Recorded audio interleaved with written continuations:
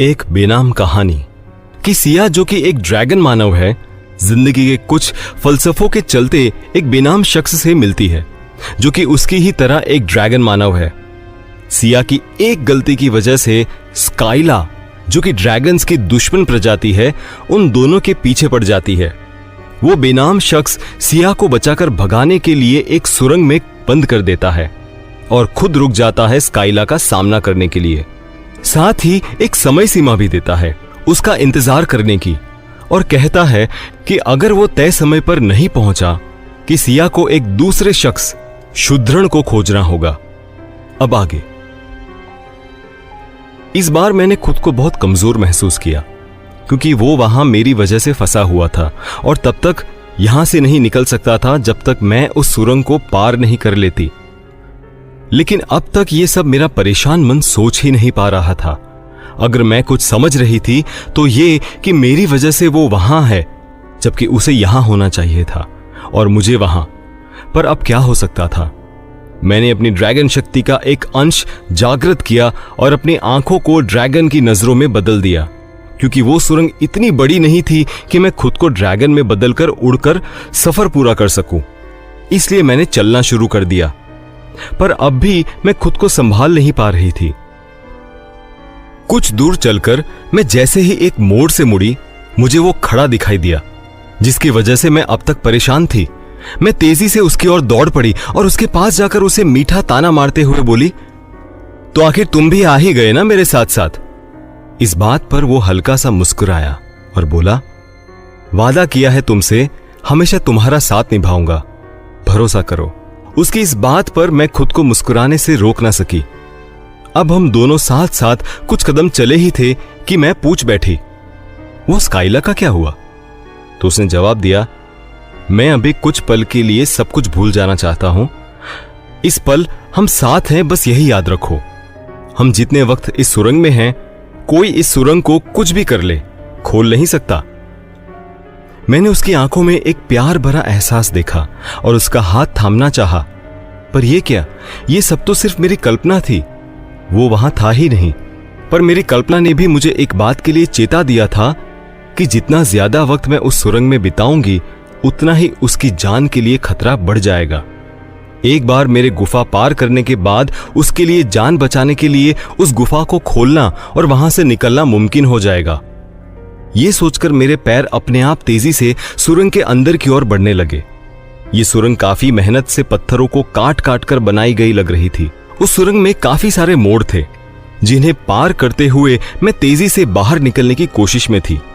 जल्दी जल्दी चलते हुए मैं सुरंग से लगभग बाहर आने ही वाली थी कि आपाधापी में एक मोड़ पर मुड़ते ही मेरा पैर रास्ते के पड़े एक पत्थर से टकरा गया और मैं गिरते हुए उस सुरंग के ढाल वाले रास्ते पर लुढ़कती हुई नीचे एक झरने में जा गिरी।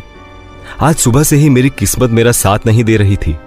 ये बात मुझे तब समझ में आई जब मुझे महसूस हुआ कि जिस पानी में मैं गिरी थी वो मेरे शरीर को जलाने लगा। मुझे तुरंत उसकी कही बात याद आई कि सुरंग खत्म होते ही मुझे कुछ मील में फैला हुआ जहरीली गैस वाला क्षेत्र पार करना होगा जो कि उस खनिज वाले झरने से निकलने वाली मीथेन गैस के प्रभाव में है। ये याद आते ही मैंने तुरंत अपनी सांस रोकी और सोचने लगी कि पूरा शरीर इस खनिज वाले झरने में घुलने से पहले कैसे इस पानी से बाहर निकला जाए। मैंने पूरा जोर लगाया और किनारे की तरफ बढ़ने की कोशिश की, पर मेरा शरीर मेरा साथ नहीं दे पा रहा था क्योंकि मेरे शरीर पर जलने की वजह से फफोले पड़कर फूटने से घाव बन गए थे। अब मैं अपना अंत बहुत करीब महसूस कर रही थी। मुझे लग रहा था कि शायद ये मेरी जिंदगी के आखिरी पल हैं। मैंने एक आखिरी बार चारों तरफ मदद के लिए देखा। मैंने सोचा कि मेरी किस्मत में शायद इतनी आसान मौत नहीं लिखी होनी चाहिए। तभी मेरी नजर मेरे दाएं हाथ की तरफ उस झरने के किनारे पर पड़ी जो कि बाकी किनारों की अपेक्षाकृत काफी पास था। शायद कुछ फीट दूर मैंने पूरा जोर लगाकर उस तरफ बढ़ना शुरू कर दिया। मेरे पूरे शरीर में असहनीय दर्द था, फिर भी मैंने काफी दूरी पार कर ली थी। एक और परेशानी ये थी कि मैं सांस नहीं ले पा रही थी, तो मुझे अपने शरीर में मौजूद ऑक्सीजन से ही काम चलाना पड़ रहा था। दूसरा कि मैं जैसे जैसे किनारे के पास पहुंच रही थी, मेरी हिम्मत टूटती जा रही थी। तभी मुझे एक तरीका सूझा जो शायद मेरी जान बचा सकता था। अपनी सारी शक्ति समेटकर मैंने सिर्फ अपने हाथों को ड्रैगन रूप में बदलना शुरू किया। शरीर का वजन बढ़ने से मैं अब डूबने लगी थी, पर किनारा पास होने के कारण मैंने अपने नुकीले पंजे जमीन में गड़ाकर खुद को बाहर निकालने की कोशिश की। पर मेरी ये कोशिश भी बेकार हो गई, क्योंकि वहां की जमीन सख्त नहीं थी, सिर्फ दलदल थी। अब कोई रास्ता नजर नहीं आ रहा था।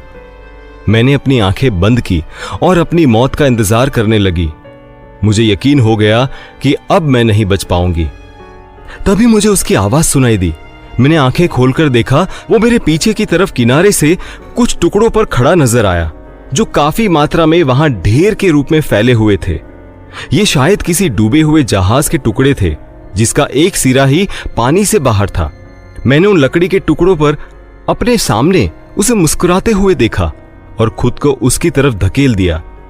आधे से ज्यादा शरीर उस एसिड जैसे पानी में होने के बावजूद मैं खुद को घसीटते हुए उसकी तरफ बढ़ी, जहां वो हाथ फैलाए मेरा इंतजार कर रहा था, होठों पर मुस्कान लिए। मैंने अपने पंजे दूर से ही उस लकड़ी के टुकड़े में फंसाए। चूंकि जहाज का एक सिरा पानी के अंदर था और शायद गड़ा हुआ था, मैं खुद को उस जहाज तक घसीटने में कामयाब तो हो चुकी थी और थोड़ी कोशिश करके उस टुकड़ों के ऊपर चढ़ गई, पर वो वहां नहीं था। एक बार फिर वो मेरी जान बचाकर गायब हो चुका था, या फिर वो सिर्फ मेरी कल्पना थी, ये मुझे आज तक समझ नहीं आया। पर इन सबके बीच में खुद को सांस लेने से ना रोक पाई, और अब उस हवा का असर मुझे महसूस होने लगा था। मेरा सिर भारी हो चुका था और साथ ही मुझे हर सांस के साथ घुटन होने लगी थी। मेरे शरीर में हुए घावों में वो हवा तीर की तरह चुभ रही थी और वो दर्द मेरे बर्दाश्त से बाहर जा रहा था। ऐसा लग रहा था कि किसी भी क्षण मेरी हृदय गति रुक जाएगी। मैंने देर न करते हुए खुद को ड्रैगन में बदला और बची कुची ताकत समेटकर उड़ान भर ली। मेरे मन मस्तिष्क पर हवा का जहरीलापन छाता जा रहा था और मैं जबरदस्ती अपनी सांसें रोकने की पुरजोर कोशिश करते हुए उड़ती जा रही थी। कुछ देर के बाद मेरा खुद पर से नियंत्रण पूरी तरह खत्म हो चुका था, क्योंकि शरीर में इतने घाव होने की वजह से मैं ज्यादा ऊपर तक नहीं उड़ पा रही थी। तेज हवा मुझे असहनीय तकलीफ पहुंचा रही थी और अब मैं तेजी से चक्कर खाते हुए नीचे की ओर गिरती जा रही थी। मेरी आंखें पूरी तरह से बंद हो चुकी थी और मुझे कोई अंदाजा नहीं था कि मैं कहां हूं। उस जहरीली हवा के प्रभाव से बाहर आ भी चुकी थी या नहीं, न जाने कितनी देर मैं बेहोश थी, मुझे नहीं पता। पर शायद मेरे जीने का मकसद अभी पूरा नहीं हुआ था, या फिर शायद ऊपर वाले को मुझ पर दया आ गई थी। तेज बरसात होना शुरू हो चुकी थी। जब मेरे चेहरे पर बरसती हुई बारिश की बूंदें पड़ी तो मुझे होश आने लगा। बरसात का शुद्ध पानी मेरे जख्मों की धुलाई कर रहा था, जिससे घावों में भरा हुआ एसिडिक पानी बाहर बहकर निकल रहा था। मेरे शरीर पर पानी गिरने पर तकलीफ तो हो रही थी, पर साथ साथ एक आराम भी महसूस हो रहा था। और सबसे अच्छी बात यह थी कि मैं उस जहरीले इलाके से बाहर आकर बेहोश हुई थी। मुझे एक पल को खुशी महसूस हुई, क्योंकि आज मैंने मौत को हराया था। धीरे धीरे मेरी चेतना वापस आ रही थी। मुझे नहीं पता था कि मैं हूं कहां। मेरे शरीर का हर अंग जलने की वजह से मेरे शरीर में ताकत ना के बराबर बची थी। मैंने अपने शरीर को इंसानी रूप में बदला और धीरे चलना शुरू किया। मैं उस जहरीले इलाके से बाहर तो आ गई थी, पर रास्ता भटक चुकी थी। दिन ढलने लगा था। अब मुझे अपने रात गुजारने के इंतजाम करने थे। मैंने अपने आसपास में देखा तो मुझे पेड़ों के झुरमुट में मुझे बारिश से बचने का रास्ता दिखा। मैंने अपने शरीर को घिसटते हुए उठाया और खुद को पेड़ों के नीचे डाल दिया। पूरी रात बारिश से बचने की कोशिश में मैंने जागते हुए रात गुजारी और अपने साथ कल से अब तक हुए हादसों को मन में दोहराते हुए आंसू बहाती रही, क्योंकि मेरी जान तो बच गई थी, पर मुझे कोई अंदाजा नहीं था कि जिसकी वजह से मैं जिंदा थी वो भी जिंदा था या नहीं। सुबह सुबह से थोड़ा पहले बारिश रुक गई, साथ ही मेरे शरीर की तकलीफों को भी थोड़ा आराम मिला, या यूं कहे कि अब तक इतना दर्द झेलने के बाद मुझे उसकी आदत सी होने लगी थी और दर्द का एहसास अब मैं उतना कर नहीं पा रही थी। इसी बीच मुझे थोड़ी सी नींद आ गई। जब सुबह मैं जगी तब तक दिन काफी निकल चुका था और अब मुझे मेरी मंजिल की ओर बढ़ना था, यानी कि दक्षिण के बर्फीले पहाड़ों की ओर। ड्रैगन जिस्म होने के काफी सारे फायदे होते हैं, जैसे कि शरीर की त्वचा काफी कठोर होती है, जिस पर चोट आसानी से नहीं लग सकती। यहां तक कि बंदूक से निकली गोली भी बेअसर होती है, और अगर किसी तरह से चोट लग भी जाए तो जख्म काफी जल्दी भरते हैं। मेरे शरीर के जख्म भरे तो नहीं थे, पर मैं पहले से थोड़ा बेहतर महसूस कर रही थी। मैंने धीरे धीरे खुद को पेड़ों के झुरमुट से बाहर घसीटा और फिर खुद को उड़ान के लिए तैयार किया। कुछ देर बाद मैं उड़ने की कोशिश कर रही थी, पर घायल होने की वजह से ज्यादा ऊपर नहीं जा पा रही थी। गनीमत यहां थी कि जब मैं पानी में गिरी थी उस वक्त मैंने इंसानी रूप ले रखा था और अब मेरे पंख सही सलामत बच गए थे। धीरे धीरे ऊपर उड़ते हुए मैंने रास्ता परखा और उस झरने से विपरीत दक्षिण दिशा में मैंने कुछ दूर का सफर तय किया। उसके बाद मेरे जख्मों में तीर जैसी चुभती हवा ने मुझे रुकने पर मजबूर कर दिया। कुछ देर आराम करने के बाद मैंने फिर से सफर शुरू किया। इस बार मैं पहले के मुताबिक कुछ ज्यादा दूरी का सफर तय कर पाई। इसी तरह करते करते पूरा दिन मैंने सफर किया और शाम ढलने पर एक पेड़ की छांव में पनाह ले ली। इसी तरह दिन दिन में थोड़ा थोड़ा उड़ते हुए और रातें पेड़ों के झुरमुट में बिताते हुए मैं कुछ दिनों में दक्षिणी बर्फीले इलाके में दाखिल हो चुकी थी।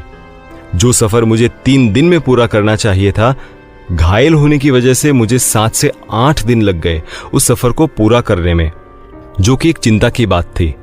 अब मुझे उसके कहे अनुसार अपने छुपने के लिए कोई सुरक्षित जगह ढूंढनी थी और मुझे इसके लिए ज्यादा मेहनत भी नहीं करनी पड़ी। उस मीलों तक फैले बर्फीले इलाके में बहने वाली इकलौती नदी के पास से मुझे एक पर्वत की खो में छुपने के लिए जगह मिल गई। चूंकि वहां सर्दी इंसान की बर्दाश्त करने की क्षमता से ज्यादा थी, मैंने पूरा वक्त ड्रैगन रूप में बिताया। नदी के पास रहने से मुझे 2 फायदे हुए। पीने के लिए पानी और शिकार के लिए जानवर ढूंढने की मुझे जरूरत नहीं थी, क्योंकि जानवर खुद ही मेरा भोजन बनकर नदी पर पानी पीने चले आते थे। हर दिन खुद को कोस कोस कर मैंने 2 हफ्ते वहां गुजार लिए थे। अब मुझे हर पल उसके वहां आने का इंतजार था। हर आहट पर बाहर आकर उसे उम्मीद भरी नजरों से ढूंढना मेरा रोज का शगल बन चुका था। 3रा हफ्ता भी गुजर गया, पर वो वापस नहीं आया। अब मेरी उम्मीद भी बुझने लगी थी। मैंने कुछ वक्त और वहां रुकने की सोची।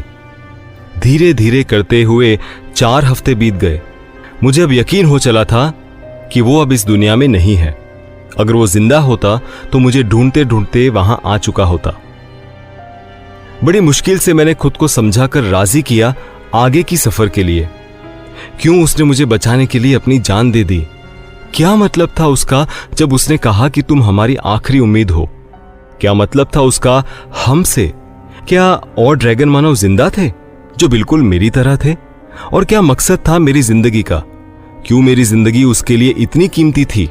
ये सारे सवाल रह रहकर मेरे मन में उठ रहे, और मुझे ये भी पता था कि मेरे सारे सवाल का सिर्फ एक ही शख्स जवाब दे सकता था, और वो था शूद्रण, जिसे अब मुझे ढूंढना था।